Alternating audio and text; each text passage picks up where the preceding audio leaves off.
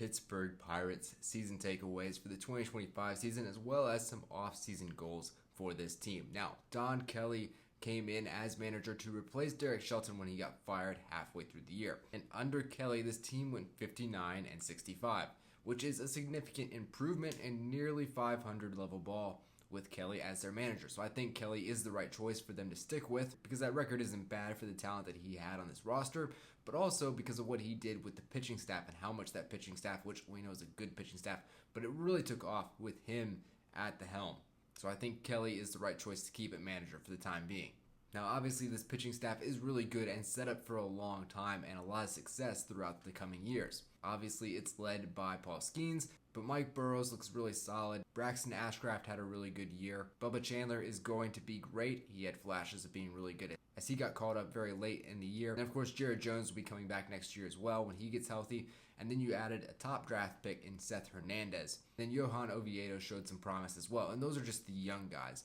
Now, my conspiracy theory around this team kind of regards Bubba Chandler being called up and how he was used at the very beginning of his time in the big leagues. This is my conspiracy theory. I have very little to back this up with.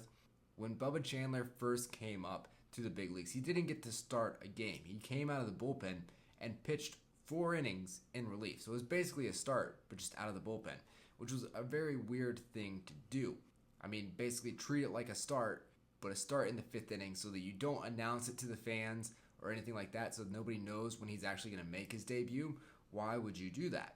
Well, my theory is Don Kelly was a little salty because Bubba Chandler was very clearly pretty ready to come up to the big leagues much earlier in the season. He almost looked ready right out of spring training.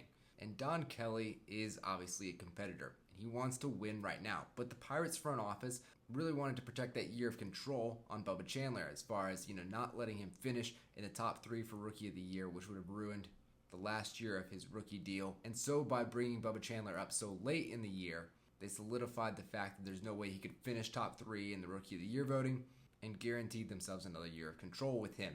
But in the eyes of Don Kelly and the team that's trying to win in 2025, this was detrimental to their success. And he probably wasn't very happy with the front office for making that decision.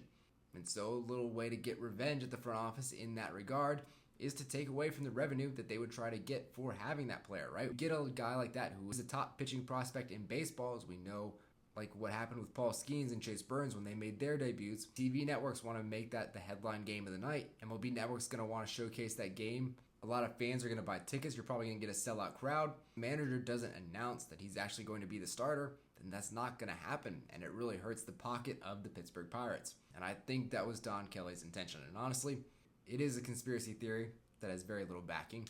But if that's actually what Don Kelly did, I kind of respect it, honestly, because he wants to win.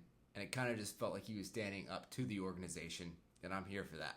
Now, the next takeaway that I have for this team is the fact that they have talked about competing in 2026 with how incredible this pitching staff is. And with a pitching staff of this level, that should be possible, except for the fact that the offense is insanely bad. One hitter had an above average OPS plus in 2025, which is insane. And that hitter was Spencer Horwitz. A lineup with only one hitter above average is never going to fly. And you can't replace 8 players in one offseason either. So how are you going to become a competitor in 2026? Now, there are some players that have the capability and just need to figure things out, right? Brian Reynolds, we know he can do more. O'Neal Cruz is in the absolute disaster of whatever he's got going on with either his effort level or his desire to be in Pittsburgh. That's got to be figured out ASAP. You got to get him motivated or get him out of town. And basically, I'm to the point where I've lost faith in Brian Hayes and Henry Davis. And those are guys that are supposed to bring a lot more to the table than what they are bringing right now. Joey Bart has been pretty nice, so that's a plus. But what do you really do to continue turning this offense around? I assume it takes some internal evaluation. Connor Griffin is going to be special. He's really the one thing that you're banking on in the minor leagues. But also, that's not going to be enough. You really need more out there, because that's just one guy that we know is going to be special. Tamar Johnson, we've also heard good things about him as well. But they're going to need so much more than Tamar Johnson and Connor Griffin. And really, I think they need to elevate how they draft and scout and find players that they're going to go after on the offensive end, because I think they're missing a lot of opportunity here. Also, maybe consider the way you develop offensive players, because when they do draft talented players, they seem to kind of ruin them in the minor leagues right now. And it takes special talents like Connor Griffin and O'Neal Cruz to actually outdo whatever they're being taught just with raw ability.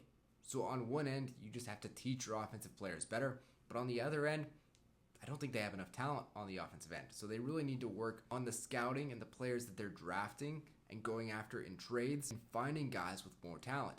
And then when you start to put those two things together, maybe then this offense can start to come along and help out this pitching staff.